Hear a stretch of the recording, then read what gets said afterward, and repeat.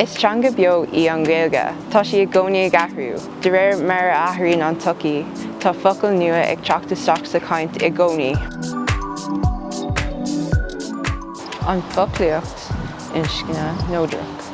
Cé go bhfuil míonró díreach thairt, is gádún a bheith ordalach úsáid an oclaíocht neodrach gach am den bhliain.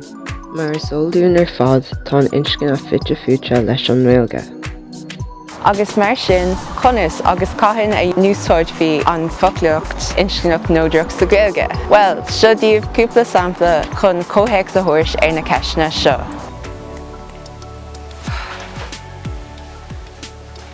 Hey babe, could I thabhairt? Bhanríon don úsáidí Teanga neodrach dom. Ítach, okay. So in onid bochel no calling cara, porchi. Bhanríon mé sin. Okay, agus in onid ord ar no ord ban, fair play lunch. Yeah. Agus in onid Yass bhanríon no Yass Yass a bhanríon. Ní thugtar andis an bhanríoch sa teacht seo. Babe.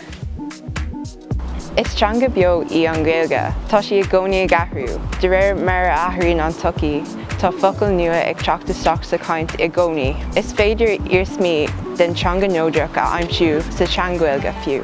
Samhlaigh dámach duine ó fada ó ná muid a chlostáil sa lá atá neamhairm agus focail nua an úsáid againn.